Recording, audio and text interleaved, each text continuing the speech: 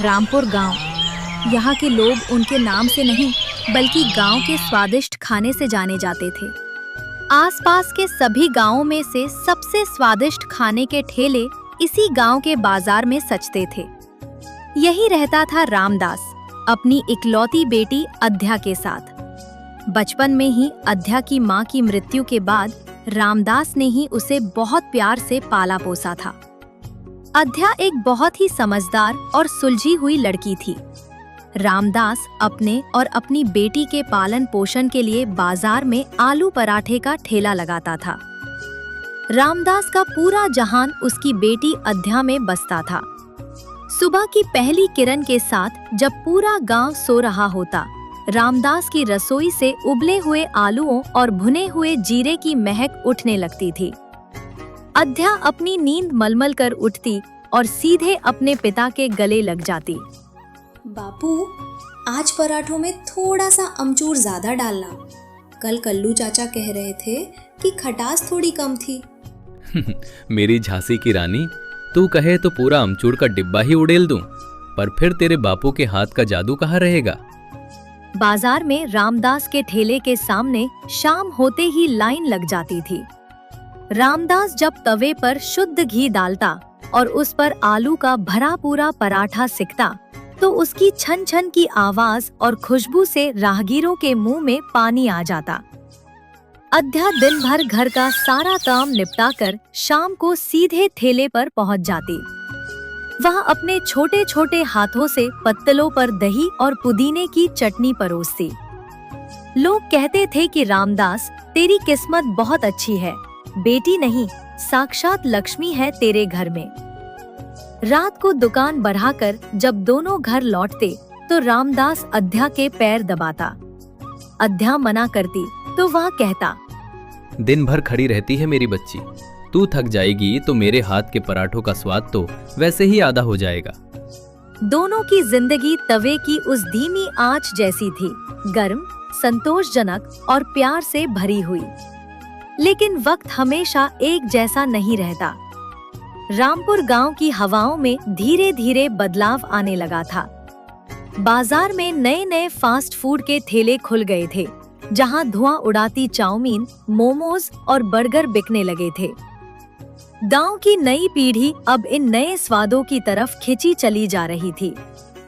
नतीजा यह हुआ कि रामदास के पारंपरिक आलू पराठे के ठेले पर भीड़ कम होने लगी। लोग अब पराठे को पुराना और उबाऊ मानने लगे थे। 1 दिसंबर की ठंडी शाम को बाजार में कोहरा धीरे धीरे उतर रहा था। रामदास के ठेले पर कोयले की आंच तो सुलग रही थी, लेकिन ग्राहकों की कतार गायब थी।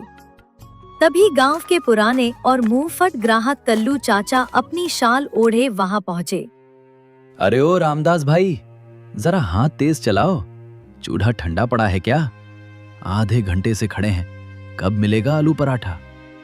रामदास कराही से मक्खन का टुकड़ा तवे पर पटकते हुए, कल्लू भाई, रामदास के तवे पर पराठा सिकने में वक्त लगता है, क्योंकि हम स्वाद बेचते हैं, जल्दबाजी नहीं।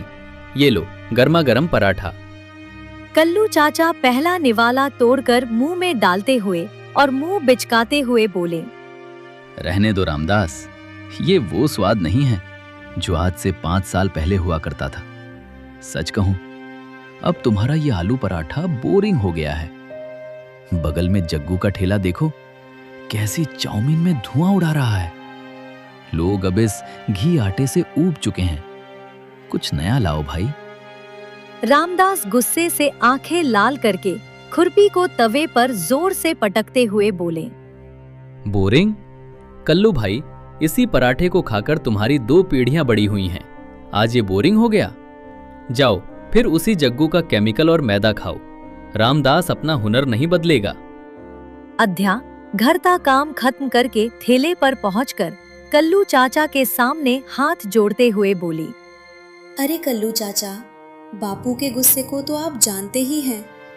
तवे के साथ इनका खून भी खौल जाता है। आप गुस्सा मत होइए। कल्लू चाचा पैसे गल्ले पर पटकते हुए बोले, अध्या बेटी, मैं तो रामदास का भला चाहता हूं, पर सच यही है कि अगर यही ढर्रा रहा तो ये ठेला खाली रह जाएगा। कल्लू चाचा के जाने के बाद रामदास ने जब गल्ला खोला तो उसमें सिर्फ 400 रुपए थे। उसने एक गहरी सांस ली और अपनी लाठी टेक कर बैठ गया। दिन ब दिन ठेले की बिक्री लगातार गिरती चली गई। कभी 2 पराठे बिकते तो कभी पूरा दिन खाली जाता। मंडी का उधार बढ़ता जा रहा था और घर का राशन खत्म होने की कगार पर था। रामदास हर रात इसी चिंता में जागा रहता कि कल का सूरज उनकी रसोई में आग जला पाएगा या नहीं। घर की बिगड़ती माली हालत, लेनदारों के ताने और अपनी जवान बेटी की जिम्मेदारी का भारी बोझ रामदास के बूढ़े कंधों और उसके कमजोर दिल को अंदर ही अंदर खोखला करने लगा। एक रात जब पूरा गांव सो रहा था, रामदास अपनी खाट पर बैठा फूट फूट कर रो रहा था। अध्या ने पिता के रोने की आवाज सुनी तो वह दौड़कर उनके पास आई। बापू, क्या हुआ? आप इस तरह आधी रात को रो क्यों रहे हैं? मुझे बताइए बापू, क्या बात है? अध्या रे, मैं अंदर से टूट गया हूँ बेटी। आज मंडी वाले ने सबके सामने मेरा हाथ पकड़ लिया और कहा कि पुराना पैसा दिए बिना कल से आलू आटा नहीं मिलेगा। तेरी माँ के जाने के बाद मैंने कभी तुझे किसी चीज की कमी नहीं होने दी, पर आज इस बूढ़े बाप के पास अपनी बेटी को खिलाने के लिए भी पैसे नहीं बचे। तेरी शादी की उम्र हो रही है, घर की छत टपक रही है। मेरा ये पराठा बाजार में हार गया अध्या, मैं हार गया। नहीं बापू, आप कभी नहीं हार सकते। सुख दुख तो धूप छांव की तरह आते जाते हैं। हम दोनों मिलकर इस मुसीबत से बाहर निकलेंगे। आप बस हौसला रखिए। अध्या ने पिता को ढांढस तो बंधाया, लेकिन रामदास का शरीर इस मानसिक तनाव को और ज्यादा नहीं झेल सका। अगली सुबह जब रामदास उठने लगा तो अचानक उसका सिर घूमने लगा। वह बुरी तरह हांफने लगा और बिस्तर पर ही ढह गया। उसका पूरा शरीर पसीने से भीग चुका था और चेहरे का रंग उड़ गया था। अध्या घबरा गई और उसने दौड़कर पड़ोस के सरकारी अस्पताल से डॉक्टर बाबू को बुलाया। डॉक्टर ने आकर रामदास की नब्ज जांची, उसकी आंखों को देखा और स्टेथोस्कोप लगाकर काफी देर तक उसके दिल की धड़कनें सुनी। डॉक्टर के चेहरे पर गहरी चिंता की लकीरें उभर आईं। उसने अध्या को कमरे से बाहर आने का इशारा किया। डॉक्टर बाबू, बताइए ना, बापू को क्या हुआ है? वे ऐसे अचानक बेजान क्यों पड़ गए? कोई मामूली कमजोरी है ना? देखो अद्या, मैं तुम्हें अंधेरे में नहीं रखूंगा। तुम्हारे बापू की हालत बहुत नाजुक है। उन्हें दिल की एक बहुत बड़ी और गंभीर बीमारी ने जकड़ लिया है। लगातार चिंता करने और तनाव की वजह से उनके दिल की नसें ब्लॉक हो रही हैं। इन्हें तुरंत शहर के बड़े अस्पताल ले जाना होगा और वहां इनका बड़ा ऑपरेशन होगा। ऑपरेशन? डॉक्टर बाबू, इसमें कितना खर्च आएगा? हमारे पास तो मंडी का उधार चुकाने के भी पैसे नहीं हैं। बेटा, बड़े अस्पताल का खर्च, दवाइयां और ऑपरेशन मिलाकर कम से कम 2-3 लाख रुपए का इंतजाम करना होगा। और सबसे जरूरी बात, आज के बाद रामदास कोई भारी काम नहीं करेंगे। तवे की गर्मी और दुकान का तनाव उनके लिए जानलेवा साबित हो सकता है। अगर दोबारा इन्होंने ठेला लगाने की कोशिश की तो इनके दिल का दौरा पड़ना तय है। तुम्हें पैसों का इंतजाम जल्दी करना होगा, वरना रामदास की जान को खतरा है। डॉक्टर की यह बात सुनते ही अध्या के पैरों तले की जमीन खिसक गई। 2-3 लाख रुपए, जिसके घर में शाम की रोटी का ठिकाना ना हो, वह इतनी बड़ी रकम कहां से लाएगा? अध्या कमरे के कोने में बैठकर अपनी किस्मत पर रोने लगी। लेकिन तभी उसने बिस्तर पर लेटे अपने कमजोर पिता को देखा, जिनकी सांसें धीरे धीरे चल रही थी। अध्या ने अपने आंसू पोंछे, अपनी चोटी को कसकर बांधा और अपने मन में एक कड़ा फैसला कर लिया। अगले दिन दोपहर को रामपुर के बाजार ने एक नया नजारा देखा। रामदास के ठेले पर आज रामदास नहीं, बल्कि उसकी 18 साल की बेटी अध्या खड़ी थी। उसने बापू का पुराना सफेद एप्रन पहन रखा था और भारी लोहे के तवे पर खुरपी संभाल रही थी। उसने आलू उबाले थे, आटा गूंथा था और पूरी उम्मीद के साथ तवे पर पराठे सेकने लगी। तभी बाजार के पुराने ग्राहक कल्लू चाचा वहां से गुजरे। कल्लू चाचा हैरान होकर ठेले के पास आते हुए बोले, अरे अध्या बेटा, तुम यहाँ ठेले पर? तुम्हारे बापू रामदास कहाँ हैं? आज वो दुकान पर क्यों नहीं आए? कल्लू चाचा, बापू की तबीयत बहुत खराब है। डॉक्टर बाबू ने उन्हें बिस्तर से उठने के लिए मना किया है। घर का खर्च और बापू की दवाइयों के लिए आज से ठेला मैं ही संभालूंगी। ये लीजिए, आपके लिए गर्मा गर्म आलू पराठा लगाती हूँ। कल्लू चाचा पराठे का टुकड़ा तोड़कर मुंह में डालते हुए फिर अपना सिर हिलाते हुए बोले, बेटा अध्या, तुम्हारी हिम्मत की दाद देनी पड़ेगी। लेकिन सच कहूं तो इस पराठे में वो बात नहीं है। आलू ठीक से मैश नहीं हुआ है और मसाले भी कम हैं। और वैसे भी मैं कल भी कह रहा था कि अब लोग आलू पराठा खाना नहीं चाहते। जब तुम्हारा बाप ये ठेला नहीं चला पाया तो तुम लड़की होकर इस पुराने धंधे को कैसे खींच पाओगी? चलो, अपना ख्याल रखना। कल्लू चाचा पैसे गल्ले पर रखकर चले गए। शाम ढल गई, लेकिन ठेले पर कोई दूसरा ग्राहक नहीं आया। आसपास के चाउमीन और मोमोज के ठेलों पर भारी भीड़ थी, लेकिन अध्या का ठेला सूना पड़ा था। रात को जब अध्या ने गल्ला खोला तो उसमें सिर्फ 50 रुपए थे। वह बची हुई सारी सामग्री लेकर रोती हुई घर पहुंचे। घर पर रामदास बिस्तर पर लेटा अपनी बेबसी पर आंसू बहा रहा था। आ गई मेरी बच्ची, आ गई मेरी बच्ची। मुझे माफ कर देना अध्या, मेरी बीमारी ने तुझे इस उम्र में बाजार के धूल और धुएं में झोंक दिया। कितना कमाया आज तूने? क्या हम मंडी का उधार चुका पाएंगे? बापू, आप चिंता क्यों करते हो? आज पहला दिन था ना, इसलिए सिर्फ 50 रुपए की बिक्री हुई। लोग धीरे धीरे आ जाएंगे, आप बस आराम करो। रामदास रोते हुए अपने बेजान हाथों को देखकर बोले, नहीं आध्या, तू मुझसे झूठ मत बोल। मुझे पता है कि लोग अब आलू पराठा नहीं खाना चाहते। जमाना बदल गया है। काश मेरे हाथों में ताकत होती तो मैं अपनी आखिरी सांस तक लड़ता, पर अब इस खाट पर पड़े पड़े मेरी आत्मा मर रही है बेटा। पिता की यह तड़प अध्या के दिल को चीर गई। वह रसोई में आई और सोचने लगी कि ऐसा क्या किया जाए जिससे बाजार के लोग उसके ठेले की तरफ खिंचे चले आएं। तभी उसकी नजर रसोई के कोने में रखे उसी बड़े लोहे के तवे पर पड़ी। अचानक उसे बचपन की एक बात याद आई। जब उसकी माँ जीवित थी और घर में कोई त्योहार होता था तो रामदास घर के इसी तवे पर खड़े मसालों को कूटकर एक बेहद खुशबूदार और लजीज चिकन बिरयानी बनाता था, जिसका स्वाद पूरे मोहल्ले के लोग कभी नहीं भूल पाते थे। अध्या की आंखों में एक चमक आ गई। उसने सोचा कि हांडी वाली बिरयानी तो हर जगह मिलती है, लेकिन अगर उसी जादुई मसाले के साथ लोहे के कड़क तवे पर चिकन बिरयानी बनाई जाए तो लोग इसे जरूर पसंद करेंगे। अगले दिन सुबह सुबह अध्या ने अपनी माँ के पुराने गहने का एक आखिरी टुकड़ा गिरवी रखा और उन पैसों से कड़क खड़े मसाले, बासमती चावल और ताज़ा चिकन खरीद लाई। दोपहर को उसने बाजार में जाकर रामदास के पुराने तवे को चमकाया और कोयले की आंच सुलगा दी।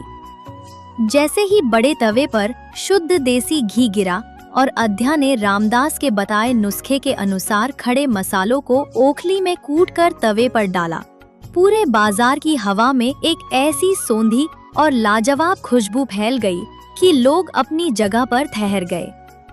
बाजार का एक दूसरा ग्राहक जो जग्गू के चाउमीन के ठेले की तरफ जा रहा था, खुशबू का पीछा करते हुए अध्या के ठेले पर आ गया। अरे भाई साहब, ये कैसी जबरदस्त खुशबू है। ऐसा लग रहा है जैसे किसी बड़े नवाब के शाही बावर्ची खाने से महक आ रही हो। अध्या बेटी, ये तवे पर क्या हलचल मचा रखी है तुमने? आलू पराठे की जगह ये क्या बना रही हो? अध्या पूरे आत्मविश्वास के साथ तवे पर खुरपी चलाते हुए बोली, ग्राहक भाई साहब, इसे कहते हैं रामदास स्पेशल तवा चिकन बिरयानी। लोहे के कड़क तवे पर देसी घी, कड़क मसाले और भुने हुए चिकन का ये हमारा अपना नया स्वाद है। आप बस एक बार चक्कर देखिए। अगर पसंद ना आए तो पैसे मत देना। ग्राहक चम्मच से बिरयानी का पहला निवाला मुंह में डालते ही आंखें बंद करके झूमने लगा। ओहो, अध्या बेटी, ये तो साक्षात जन्नत का स्वाद है। गरम मसाले का ये तड़का, चिकन के पीसों में अंदर तक समाया हुआ रस और चावल का ये करारापन। मैंने अपनी पूरी जिंदगी में ऐसी बिरयानी कभी नहीं खाई। जग्गू की चाउमीन और बाकी सब तो इसके आगे मिट्टी हैं। जरा 2 प्लेट और पैक कर दो, मैं घर ले जाऊंगा। ग्राहक की ये बात सुनते ही आसपास खड़े अन्य राहगीर भी अध्या के ठेले की तरफ दौड़ पड़े। जिसने भी एक बार तवा चिकन बिरयानी की खुशबू सूंघी वो वहीं रुक गया। देखते ही देखते अध्या के ठेले के सामने ग्राहकों की एक लंबी कतार लग गई। अध्या के हाथ तेजी से चलने लगे। वो पत्तलों पर कड़क बिरयानी परोसती और लोग उंगलियां चाटते रह जाते। शाम के 7 बजते बजते अध्या का पूरा पतीला और तवा साफ हो चुका था। रात को जब अध्या घर लौटी तो उसका गल्ला नोटों से भरा हुआ था। उसने सारे पैसे रामदास के हाथों में रख दिए। रामदास नोटों की गड्डी देखकर चौंक गया। उसकी आंखें फटी की फटी रह गईं। अध्या, इतने सारे पैसे ये कहाँ से आए बेटी? क्या तूने कोई गलत काम तो नहीं किया? मुझे सच सच बता। अरे नहीं मेरे भोले बापू, ये आपकी बेटी की ईमानदारी और आपके हाथ के हुनर की कमाई है। आज मैंने बाजार में आलू पराठे की जगह आपके नुस्खे वाली तवा चिकन बिरयानी बनाई थी। बाजार के लोग इसके दीवाने हो गए हैं बापू। सब कह रहे थे कि रामदास का जादू अब उसकी बेटी के हाथों में आ गया है। मेरी शेरनी बेटी, तूने तो मेरा नाम रोशन कर दिया। मुझे अपनी बेटी पर आज गर्व हो रहा है। धीरे धीरे दिन बीतने लगे और अध्या की तवा चिकन बिरयानी का डंका पूरे रामपुर और आसपास के गांवों में बजने लगा। अध्या की इस भारी सफलता और उसके ठेले पर लगती लंबी कतारों ने बाजार के बाकी खाना बेचने वाले दुकानदारों की नींद उड़ा दी थी। विशेषकर मक्खन चाउमीन के मालिक जग्गू और शाही मोमोज के मालिक सुखिया का धंधा बिल्कुल ठप हो गया था। उनके ठेले शाम को सूने पड़े रहते थे। यह देखकर जग्गू और सुखिया के दिलों में अध्या के प्रति नफरत और जलन की आग सुलगने लगी। एक रात बाजार बंद होने के बाद जग्गू ने सुखिया और कुछ अन्य दुकानदारों को अपने ठेले के पीछे इकट्ठा किया। जग्गू गुस्से में मेज पर हाथ मारकर बोला, भाइयों, देख रहे हो ना उस लौंडिया का टशन? जब उसका बुढ़ा बाप था तब तो पराठे बिकते नहीं थे। अब इस लड़की ने तवे पर बिरयानी क्या शुरू कर दी, हमारे पेट पर लात मार दी है। अगर ये लड़की ऐसे ही बिरयानी बेचती रही तो हम सबको भूखे मरना पड़ेगा। सुखिया कुटिलता से मुस्कुराते हुए बोला, हाँ जग्गू भाई, बात तो तुम्हारी 16 आने सच है, लेकिन हम उसका क्या मुकाबला करें? लोग उसके स्वाद के पीछे पागल हैं। जग्गू अपनी मूंछों पर ताव देते हुए बोला, स्वाद का मुकाबला नहीं कर सकते तो क्या हुआ? उसकी दुकान और उसकी साख तो मिट्टी में मिला सकते हैं। एक लड़की ही तो है। 2 दिन बाजार में हंगामा होगा तो खुद ही घर बैठ जाएगी। सुन सुखिया, कल शाम को जब बाजार में सबसे ज्यादा भीड़ होगी, हम अपने कुछ गुंडों को ग्राहक बनाकर भेजेंगे। वे बिरयानी खाकर नाटक करेंगे कि इसमें छिपकली या कोई जहर मिला है और फिर उसका ठेला तोड़कर आग लगा देंगे। न रहेगा बांस, न बजेगी बांसुरी। अगले दिन शाम को बाजार अपनी पूरी रफ्तार में था। अध्या के ठेले पर हमेशा की तरह ग्राहकों का हुजूम उमड़ा हुआ था। अध्या पूरी लगन से तवे पर चिकन भून रही थी। तभी योजना के अनुसार जग्गू और सुखिया के भेजे हुए 3-4 आवारा लड़के भीड़ को चीरते हुए काउंटर के बिल्कुल पास पहुंच गए। उन्होंने बिरयानी की प्लेट ली और 2 निवाले खाने के बाद ही जोर जोर से चिल्लाने और प्लेट को जमीन पर पटकने का नाटक करने लगे। अरे अरे बाप रे, बचाओ भाइयों, ये लड़की हम सबको मार डालेगी। देखो सब लोग, इस तवा बिरयानी में मरी हुई छिपकली और कीड़े पड़े हैं। ये गंदा और बासी खाना खिलाकर हमारे गांव के लोगों की जान से खेल रही है। तोड़ दो इसका ठेला। ऐसी लड़की को बाजार में बैठने का कोई हक नहीं है। गुंडे की आवाज सुनकर बाजार में अचानक सन्नाटा छा गया। कुछ नए ग्राहक डर कर पीछे हटने लगे। जग्गू और सुखिया दूर खड़े होकर मुस्कुरा रहे थे और चिल्ला रहे थे कि मारो इस लड़की को, इसका ठेला हटाओ यहाँ से। गुंडों ने जैसे ही अध्या का तवा पलटने के लिए हाथ बढ़ाया, अध्या अपनी जगह से तस से मस नहीं हुई। उसने अपनी खुरपी को तवे पर जोर से पटका, जिससे एक कड़क आवाज गूंजी और उसकी आंखें गुस्से से लाल हो गईं। अध्या दहाड़ते हुए उन गुंडों के सामने आकर बोली, रुक जाओ, अपनी गंदी जबान और गंदे हाथ पीछे हटाओ। रामपुर के भाइयों, आप सब मुझे और मेरे बापू को बरसों से जानते हैं। मेरी रसोई में सफाई और ईमानदारी भगवान की पूजा की तरह होती है। ओए, अगर मेरी बिरयानी में छिपकली थी तो दिखा कहाँ है? तूने अपनी जेब से निकालकर जो कचरा जमीन पर फेंका है, वह मैंने अपनी आंखों से देखा है। सच सच बता, तुझे यहाँ किसने भेजा है? वरना इसी खौलते हुए तवे पर तेरा हाथ रख दूंगी। अध्या का यह रूप देखकर गुंडे डर से कांपने लगे। तभी भीड़ में से पुराने ग्राहक कल्लू चाचा आगे आए। उन्होंने जमीन पर गिरे कचरे को ध्यान से देखा और फिर जग्गू की तरफ उंगली उठाई। भाइयों, ये सब सरासर झूठ और साजिश है। मैं पिछले आधे घंटे से देख रहा हूं कि जग्गू और सुखिया इन लड़कों को कोने में खड़े होकर कुछ समझा रहे थे। अध्या की दुकान जबरदस्त चल रही है, इसलिए इन जलकुकड़ों ने इस मासूम लड़की को बदनाम करने का खेल खेला है। शर्म नहीं आती तुम लोगों को? एक अकेली लड़की अपने बीमार बाप के लिए मेहनत कर रही है और तुम लोग उसकी इज्जत पर कीचड़ उछाल रहे हो। मारो इन साजिशकर्ताओं को।